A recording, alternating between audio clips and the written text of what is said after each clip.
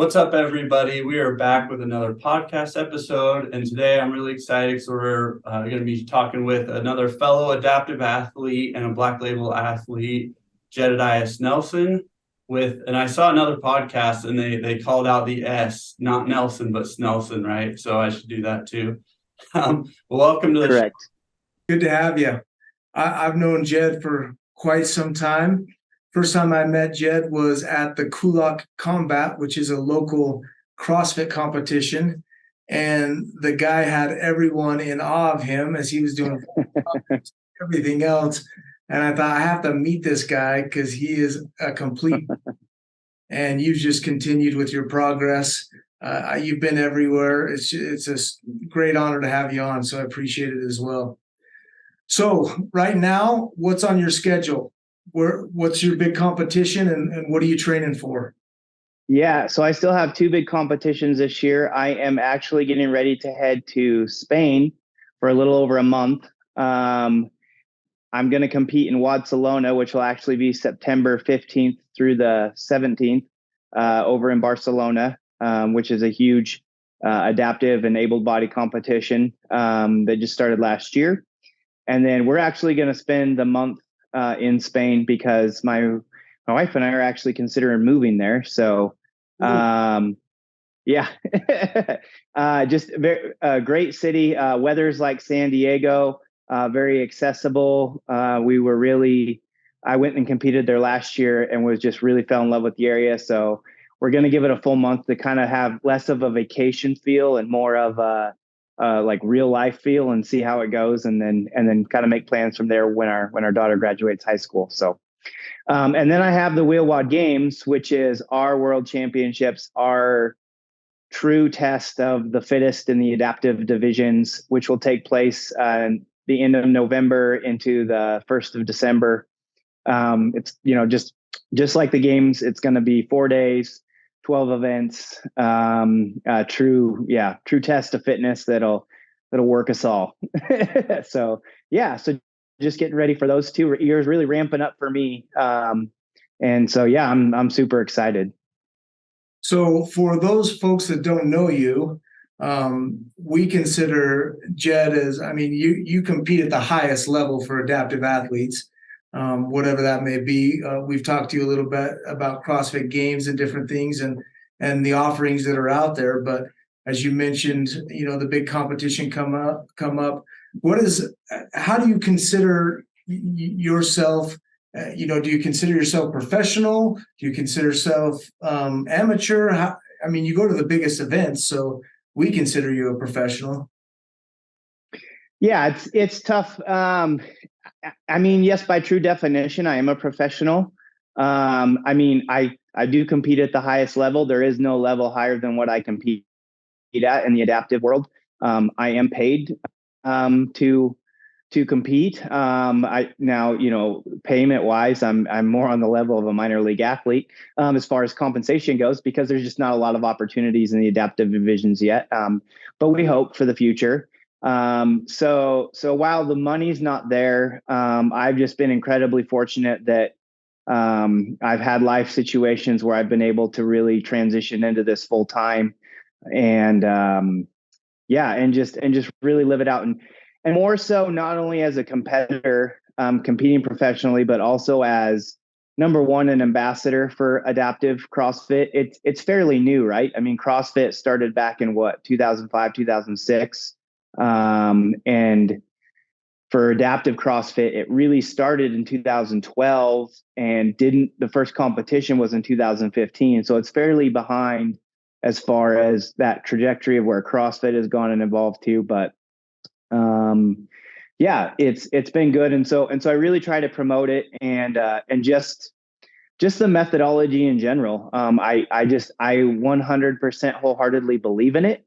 Most people understand the effects that CrossFit has on able bodies as far as functional fitness and how it affects your daily life and the benefits to that. And those same principles hold true to adaptive CrossFit, and even more so, I would say, living life in a wheelchair, for example, and where I compete in the seated division as a paraplegic.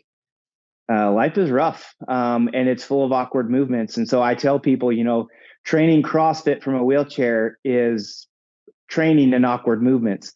So it basically prepares you for life. The independence that I have in comparison to those that have a similar injury level as mine and a similar situation, my independence is by far like at a higher level.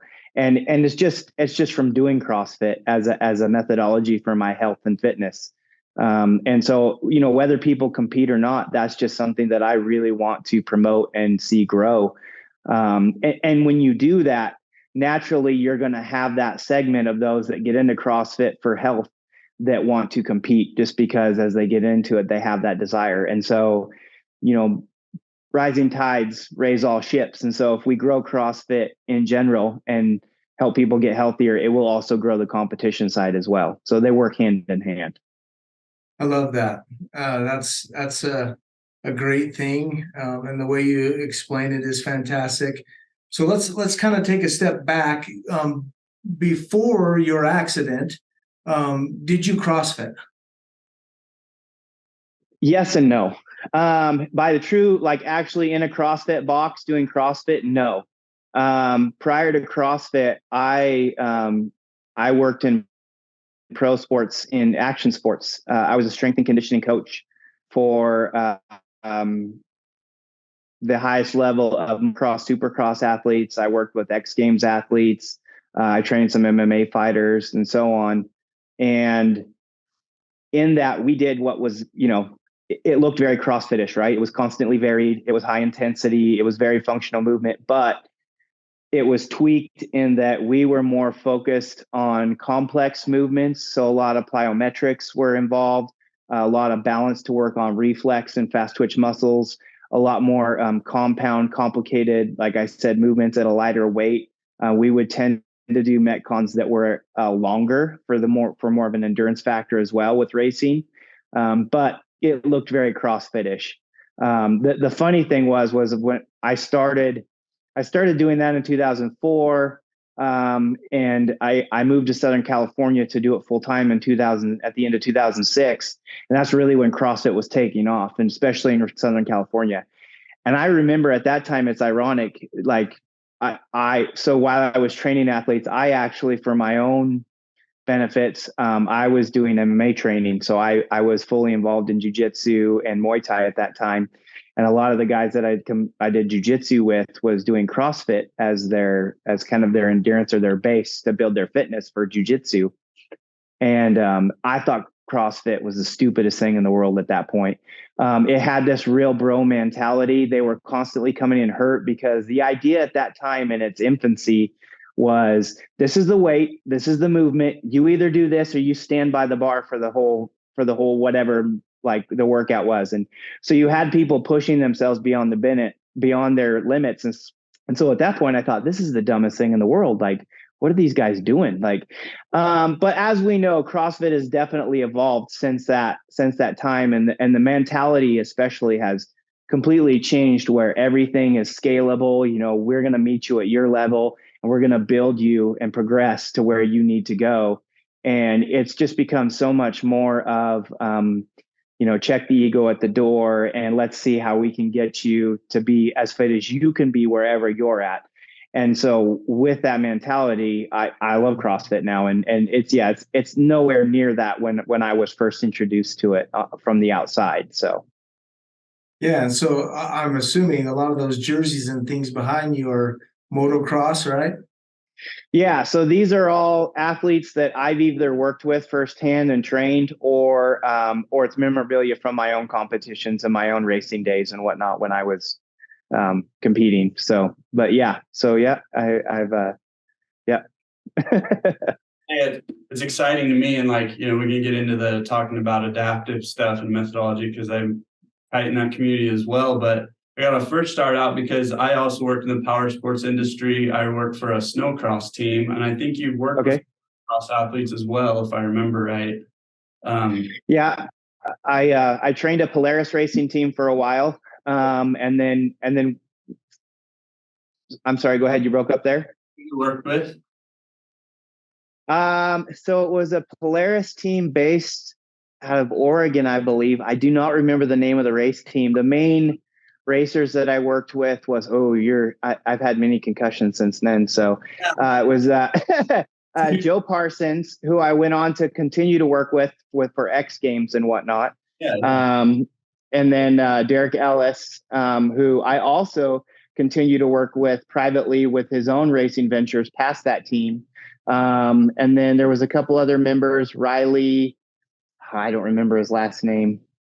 And then I've also worked with Willie Elam off and on at certain times. Over in Twin Falls, so I know him pretty well. Yeah. So we've spent some time together as well. He's a good dude. So, yeah. I'm a fan of the power sports industry and supercross and snowcross more. I'm a snowmobile guy, so I love that more. But anyway, it was perfect because as an athlete, I would always talk to the guys about fitness and training because they were so focused in. I think in supercross, it's gotten that way, obviously, with you working in there and other people. They've understood the benefits, but in snowcross, it wasn't that way. And so it was starting, the last 3 or 4 years, they've started to implement training and, gym type stuff into their training. And you can definitely see the athletes because it's such an athletic movement. I think you've talked about this in other podcasts about riding. Everybody thinks, oh, it's got an engine, right? You just sit there and go, but like it is not like that at all.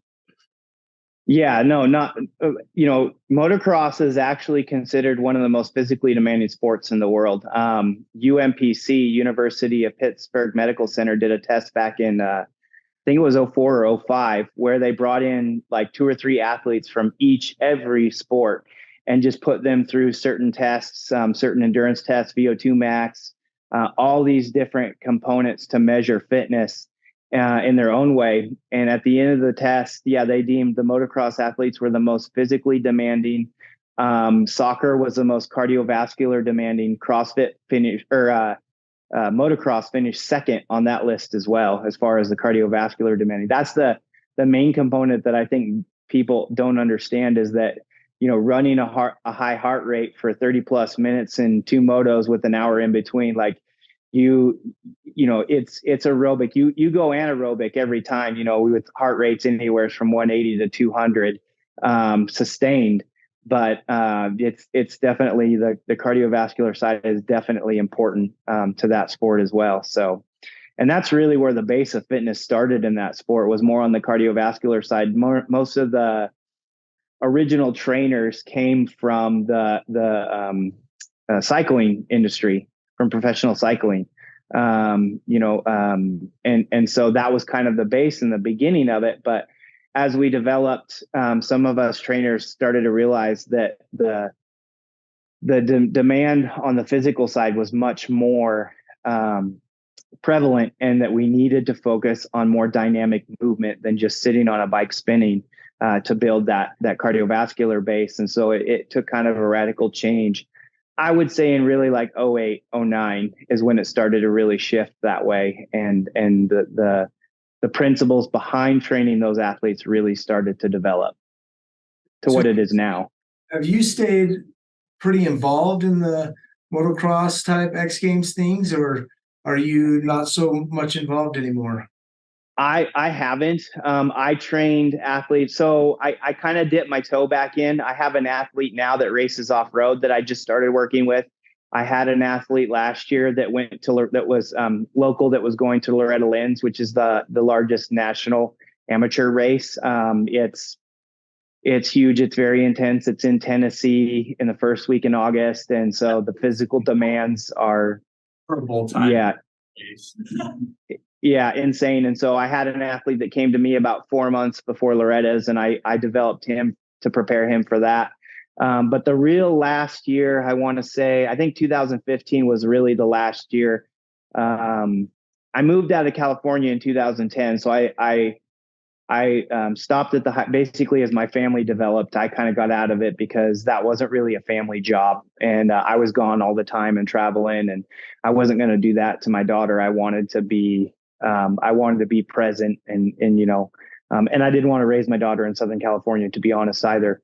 But I still worked with several athletes here locally that were racing at the higher level.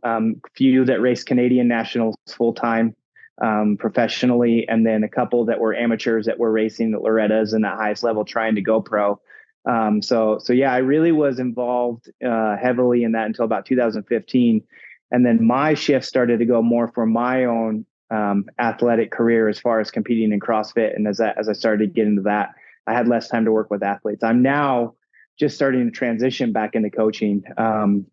My hope is to actually start working with CrossFit athletes after my experience over the last 9 years. And then with my background in motocross, I think I have a lot to offer, both physically and especially mentally on the mental side of the sport, and understanding and working with multiple professional athletes that, this year I've just kind of started dipping my toe back in the coaching world, and really want to see that grow as I kind of taper off out of competing, and hope to train some games athletes someday, and even able the body divisions, because I think I have a lot to offer with my past experience. Absolutely. You mentioned that you've kind of gone full time at training and coaching. No, in the past when I talked to you, I think did you sell insurance?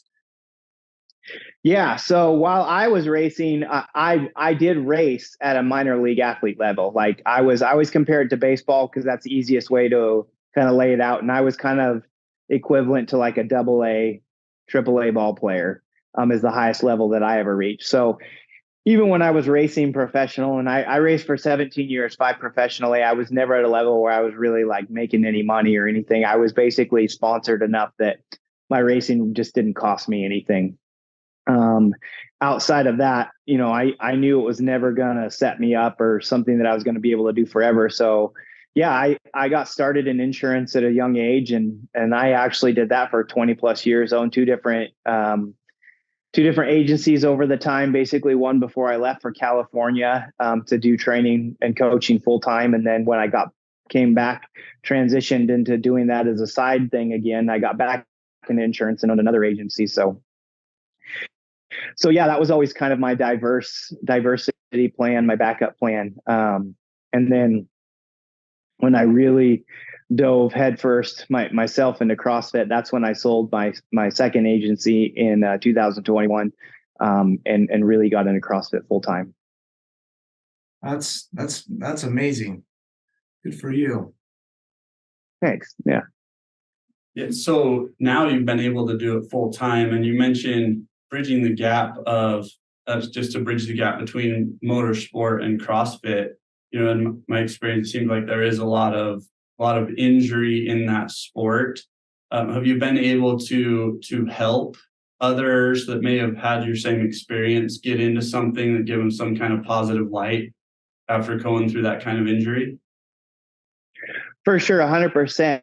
With my connection with motocross and kind of I still stay involved a little bit in that world, as far as people just knowing that I come from it and whatnot. And so I get people that sustain injuries all over the world, that reach out to me and, see what I'm doing and have an appeal. Or I've, touched base with guys that I've seen get hurt and, just want to be supportive and like, hey, I understand what you're going through.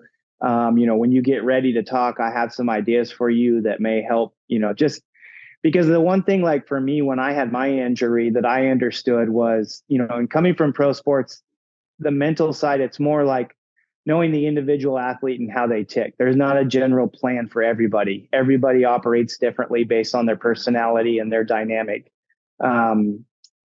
So it's understanding. And when you go through that and start to dissect others that way, you also dissect yourself. There's a sense of knowing, well, how do I tick? How do I work?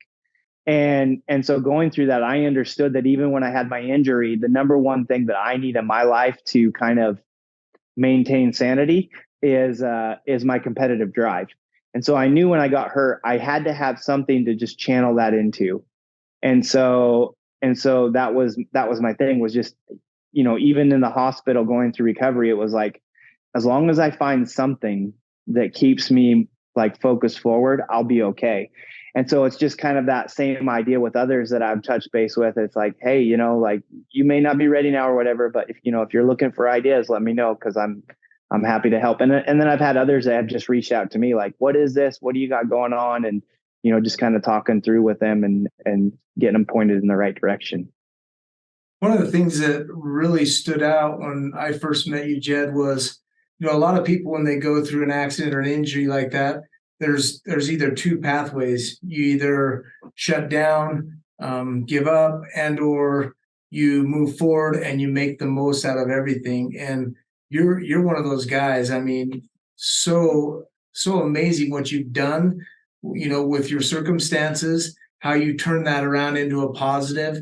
I talk to people all the time and I say, hey, have you ever seen this guy, what he's done? Because I've talked to some people that have had children or different people get in accidents. And I'm like, you need to reach out to this guy, because he has turned something that could be extremely negative into something extremely positive.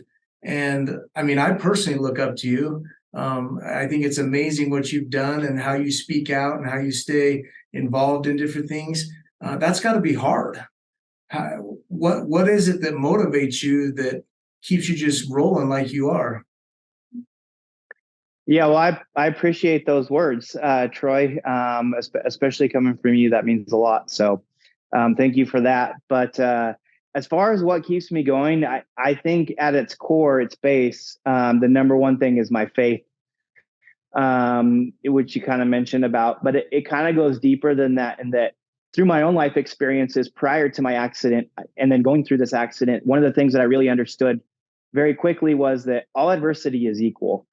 And what I mean by that is that a lot of people will look at me and they'll see, somebody in a wheelchair going through life without the use of their legs. And I often get comments like, man, like your attitude is awesome. Like, I can't imagine like how I would be if that happened to me. Like, I feel like I would just be a wreck. But that's not true. Like, I wholeheartely believe that all adversity is equal. It doesn't matter if, you're struggling with financial hardship, relational hardship, struggling with relationships, something at work, something physical. Like, I don't care what it is. When you have a challenge or an adversity that you're dealing with, it can consume you regardless of what it is, if you allow it to. And I can speak because I've had other issues in life that I didn't handle as well, and they consumed me and destroyed me almost. And so realizing that it was more like not the adversity itself of like, oh my gosh, now I'm living life without my legs. It's how do I cope with it? What's my attitude towards that adversity, and how do I take it on? And really, the principles that I've used to dissect that, because that's very ambiguous, like, right? Like, and what's the word I'm looking for? Anyway, that's very general, to just say attitude over adversity. But really what I've learned is, one, it's one day at a time. It's one step at a time.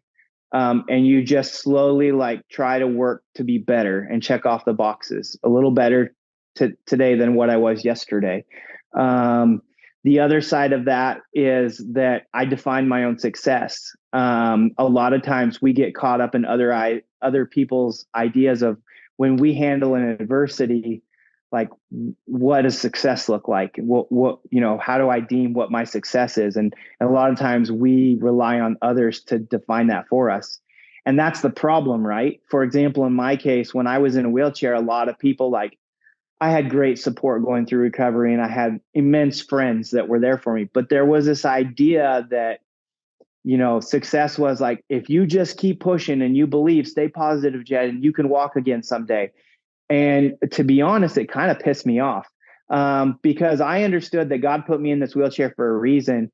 And so my success became not so much like, I'm going to walk again someday, but more so like, I'm going to show you that whether I walk again or not, like, I can do some pretty crazy things from a wheelchair. I did pretty crazy things in life before, and I'm going to do pretty crazy things now. And so I defined my own success. Like, it wasn't this idea of like, well, everybody else thinks I can walk again. And so if I don't walk again, I'm a failure. Like, no, it was more this idea of like, I will do amazing things, whether I'm in a wheelchair or not, and life will go on. And so by defining that for myself, that all the other outward ideas coming in just didn't bother me. It had no effect on me. And so I believe that is a big part of the attitude in overcoming any adversity that we face, is that you have to decide what is your success and what you're going to overcome. That is some great advice right there.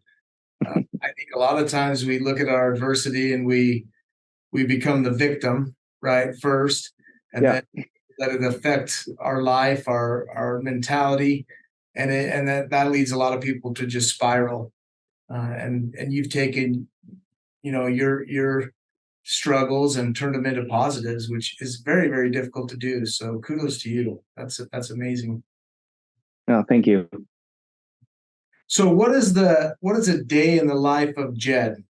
Like, I know you really focus on nutrition. I know you really focus on training. How many times a day are you training? Do you watch your macros? What is the day in the life of Jed? Yeah. So as far as training goes, it's the same but different, right? And one of the biggest lessons I have learned was it had to be different than what it was before I got hurt. So before, as even owning insurance, I still trained as a professional athlete. So I was riding, I was practicing, for my racing. I was in the gym 6 days a week, all this certain volume, and that was a lot of what I had to curve, because essentially I'm only working half my body. So I had to really and some of it I learned the hard way by doing too much, was that I couldn't really train the same way I did before. I couldn't really do the same volume because I'm only using half my body. So it looks a little bit different than your normal CrossFitter, but to generalize it, so I train 5 days a week. I train Monday, Tuesday. Wednesday is a body work day. So I will focus on, like, for myself, mobility and stretching. I usually get a massage. I have a chiropractor, Travis White, that helps me out. So I go see him once a week during Wednesdays. And then I train hard Thursday, Friday. And then those 4 days, I'm in the gym 4 to 6 hours a day. I generally train 2 to 3 hours of actually like physical training. The rest of it is like, to really compete at this level. You even hear able-bodied athletes go, well, I'm in the gym 8 hours a day. Well, 8 hours a day is not 8 hours of just repping, bumping reps and pushing weights around and stuff. It's usually a 2 to 4 hour window of that. And then it's, 2 hours of stretching and mobility, prepare yourself before, and then 2 to 4 hour or two, a couple hours of mobility and stretching and recovery work on the other side, just so you can do it again tomorrow at the same intensity and the same level. And so mine is very similar. I'm training anywhere in a given day from 90 to 90 minutes to 3 hours in different sessions that are broken up. And then in between that, there's, in the morning, there's a lot of stretching and recovery work to get, especially being paralyzed, because I get so stiff overnight that I really have to loosen things up and warm back up again before I get started. And then do that recovery work on the other side again, whether it be stretching and mobility work, whether it be ice baths, all that kind of stuff comes into play based on how I feel and what I need to take care of so that I can do it again tomorrow. And then Saturdays is generally more mobility and stretching. And then I usually do like aerobic, like active recovery work, where I'll do like zone 2, like for 30 minutes or so, just to really get the blood flowing, to help flush everything out and move on. And then Sunday is a complete rest day. As far as nutrition goes, it's been a progress, right? I'm one of those where I don't necessarily follow a set program. I've tried different programs in the past. But one of the main things I've learned is everybody's different. Their body compositions, how things work inside, what works with their chemical composition, what doesn't, can affect everybody different. And so really for me, it's been It's just been more of homework as far as really paying attention to my body and how different foods, different macros affect me. The recipe that I've really learned that works best for me now is I do intermittent fasting. So I have a very slow digestive system being paralyzed, where an average person can digest stuff anywhere from 24 to 48 hours. Mine tends to work like 54 to 72 hours. So it works about half pace. So I can really bog my system down if I'm not careful. And that's what I really struggled with the past, especially like, most athletes will eat like high protein and stuff. And I really struggled with that because it would block my system. For the longest time, I almost ate an opposite, where I was just like low protein, low fats, high carbs. Basically, just that would fuel me during the day, and then the fats and the protein was used to rebuild myself. Since then, I've learned intermittent fasting that's really helped revamp my diet, where I only eat between the hours of 8 a.m. to 4 p.m. where I train. And then by doing that, it gives my body a full 16 hours to digest and work whatever I've put in my body, which helps me a lot with a slower digestive system, that I'm not continuing to bog it down for a longer time and giving it less of a reprieve. So with that, I've also now learned that I can actually fuel myself with more protein and stuff to build, because I'm giving myself that larger window. So it's really been an evolution from where it started to where it is now, just through really, like I said, really paying attention and to how I feel, to how, I think, not to be harsh, but I think a lot of people just want to be told what to do and think that it'll work for them, but they don't want to take that time to really like, how does this make me feel? Is this really working for me? And being honest with themselves and really paying attention, during the day, at night, how it affects their sleep, everything. And I just did, like, I just really, I was just really open-minded and was trying different things. And, and so that's kind of where I've developed into where I'm at now. So. Yeah, it's amazing with nutrition and diet how, there are genetics, there are body types, and people think, hey, if I just eat the zone, or if I eat keto or this or that, I can look like that person. But every body is very different.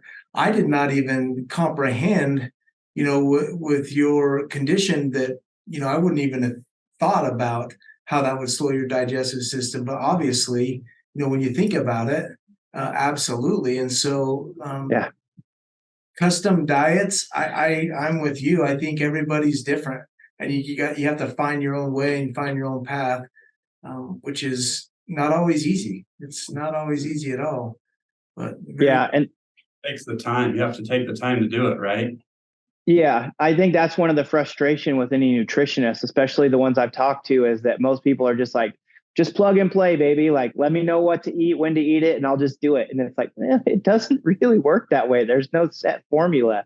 It's like, well, you worked with that guy and it worked, and just tell me what he's doing. Like that doesn't mean it's going to work for you. And you pounds, so you need this many grams of protein and this many. Yeah. It doesn't work that way. Right. Exactly. And the same sources of protein that work for him or her may not work for you. So you just, there's certain foods that others that eat, that works really well for them. And I found for me, I'm like, no, it just, I struggle with it. So yeah, it's just a trial by fire, and just, really taking time and willing to play the long game. That's the other thing, is not getting frustrated when you don't see immediate results. But the other thing is, now that I've really found, a good path, it's like something that I not only found that works for me, but that I can sustain, because I wasn't like, well, I got to completely change everything up and I'm just going to have to suffer until this starts working. And, no, it's developed into what it is today. So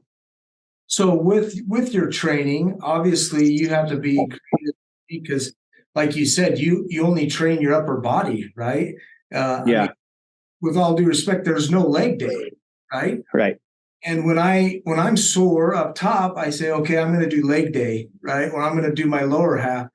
So I'm sure there's some like key components and things that you have to focus on to not overtrain, because you're always training your upper body. Yeah. And so for me, it's just been trying to find more of a balance between pushing and pulling, kind of like front upper body versus back work. Some days are more shoulder intensive, where other days are more core focused. um, that's kind of where I find that same kind of balance. And then, like I said, limiting the amount of volume that I'm doing and spacing it out differently. That's like where most people will do 3 days and then kind of a recovery day or a slower day, and then another fourth and fifth day. Like I'm, two on, kind of one off, two on heavy, and then kind of a light day. That's where I've had to find that balance to be able to sustain without overtraining. And then even then, there's some days where I have to go off a field because some weeks will be more, heavy press than others. And so I really have to go, okay, well, I have to like limit what I do here because I've really worked this. And then the other thing that I've learned to do is I generally go, depending on how I feel, I'll go 2 to 3 weeks intense, and then I will do a deload week more often than others. Now, some of that has to do with being in a wheelchair, and some of that, frankly, has to do with my age too.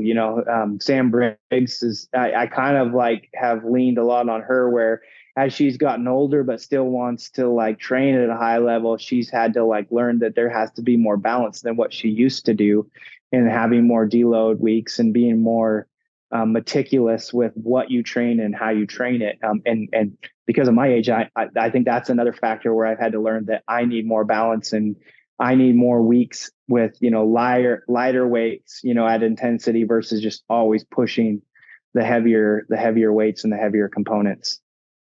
That's great. One of the things that's kind of a trend in CrossFit now is who you affiliate with as far as your programming and training. Are you a HW? Yep. Are you a Mayhem athlete?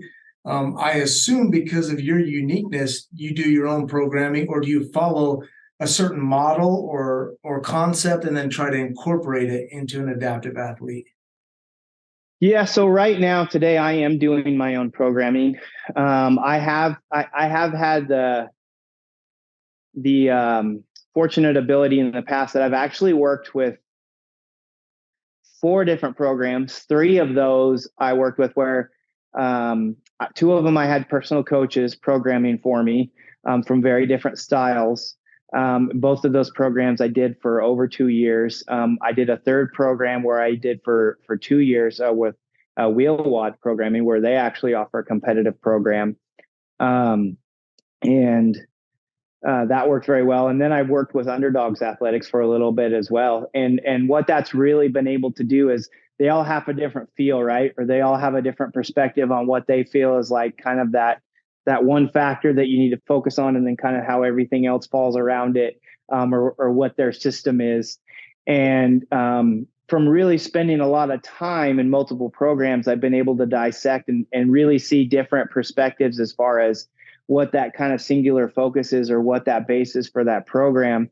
And so it's just been allowed me to really develop my experience on different programs and how different things work. And so right now, as far as with getting into coaching and whatnot, it's just been more of a me focused on really dialing in as an individual, kind of testing some things, but really understanding what I need, and then also being able to do that more for my athletes and where they're at, and those that I've trained or are training. Yeah, with you having that entrepreneur mentality, you should start up your own adaptive programming company. There you go. Yeah. So I'm sure there's yeah. out there that need your experience. Yeah, that's what I was going to say. With all that experience, and you mentioned earlier you wanted to get into coaching as you transition out of competing, and that would be great. Your experience, knowing like all sides of it, would be really valuable, I would think. Yeah. So and that is the plan right now. That's what I'm working on, basically, is just as working with some athletes, kind of building some just more personal education experience. Like obviously I have a lot of education experience, but really dialing it in. And so I am training some adaptive athletes, personally coaching them and working with them now with some remote programming. And then my hope is to eventually build my own program for both adaptive and able-bodied athletes. I'm hoping I'm currently back at CrossFit Fireside, a gym that I've worked with and had some personal coaching with in the past with the previous owners, Ben Bristow.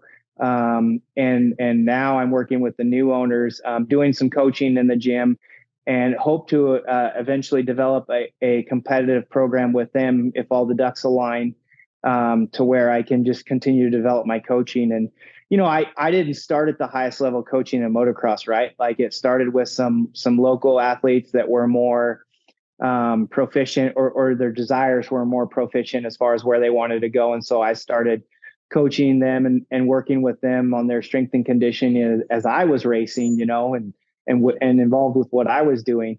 And so, and then that led me to learn and be able to have opportunities to coach at the highest level in action sports, just naturally and organically. One of those riders, Jake Weimer, that I worked with, he eventually got a ride with a factory team.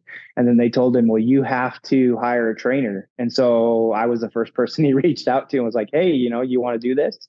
And that's what got me into that sport. And so I just see that same path developing with CrossFit, or that's the plan anyways, is to kind of start with some people that are more interested on being more serious competitors, and then just building and developing from there, to believe that I can do it at the highest level with what I know and my knowledge. That's great. So you're obviously an advocate for the sport as well. You talked about being that person to try to bring people into the sport where it's fairly new in the CrossFit community as far as adaptive and wheelchair goes. Are you familiar, or have you worked with the Challenged Athlete Foundation, or specifically the Idaho chapter, with that at all?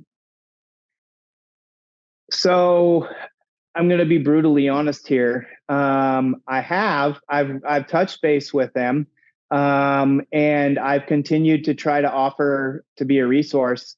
Nobody reaches out to me, and I'm one of those guys. I'm not going to keep burning down your door if you just don't show me you're really interested. And so at this point, I'm just not involved because nobody has really offered me a way to be involved, even though I'm happily open to it. And I think I'd help a lot.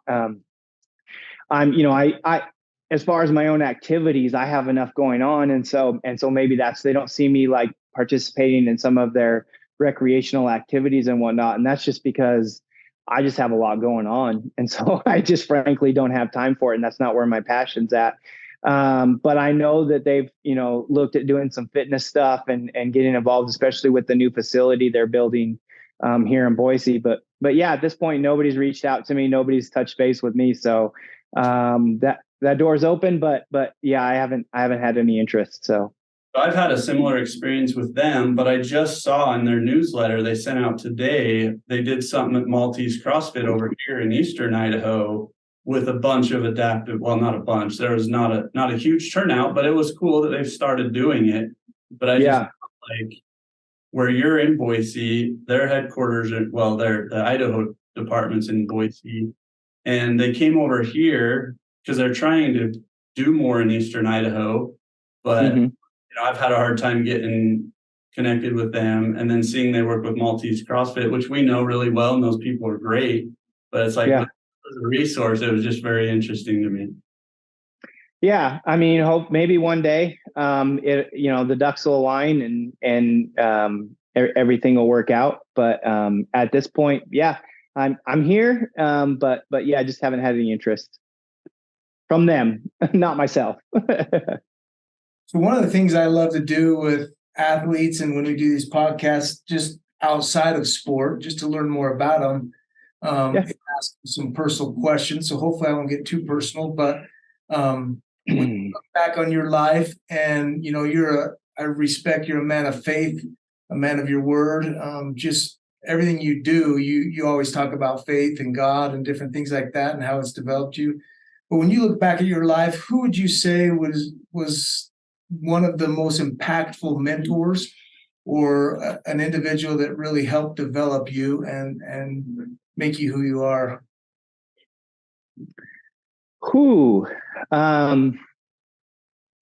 That's tough because I've kind of lived under the principles of I've been open to multiple mentors in that whatever I'm pursuing, there's somebody that knows it and can do it better than I do, and I'm going to I'm going to mimic, or try to lean on them. So, I've had mentors that were outstanding people that I relied on to teach me when I was doing insurance, right? And that really helped elevate me in that world. And then different trainers. I've had the privilege of working with Ryan Hughes is one of my big mentors that I worked with as a trainer in when I was doing motocross, supercross athletes.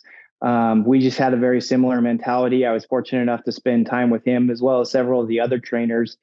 And I'm just like, instead of always trying to prove who I am, I'm just like an open book on what can you teach me?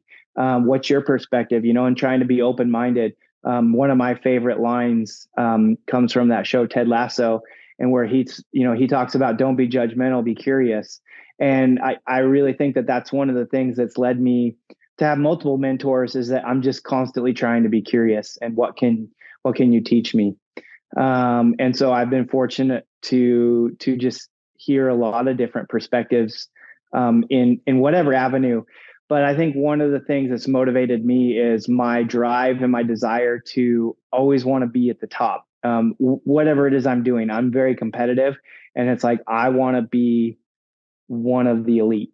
And so by wanting to do that, it's always finding out, well, who is the elite in this arena, and just leaning on them. And not only finding the elite and leaning on them, but leaning on those that have moral character. There's a lot of people that succeed, but aren't necessarily the best people personally. And so I've tried to really focus on that too, on like who has that proper balance, right? Who is, personally and professionally, they're not just head focused in one space, but they're really like, and so I've had spiritual mentors, I've had, professional mentors. And so it's really hard for me to dissect that to one person. So I know I've drawn this out and I made this a lot longer answer than it should be, but that's kind of where I'm at. That just shows me your humility you have many, many mentors which is good. That's fantastic. Yeah. We say the same, I can't pin it down to one person, but if you could describe yourself with one word, what would that word be?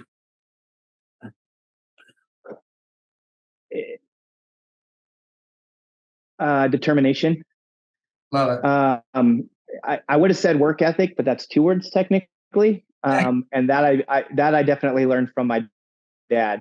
I grew up on a farm. Outside of the farm, my dad always owned outside businesses. He's pursued a lot of things, and the one thing that's always made him successful is a strong work ethic. And so that's one of the things that I'm grateful for learning and being taught, is that is the base of any success in anything, is a strong work ethic. That's very, very apparent with what you've done in your life and the way you live your life. So well done. Well done. Well, thank you.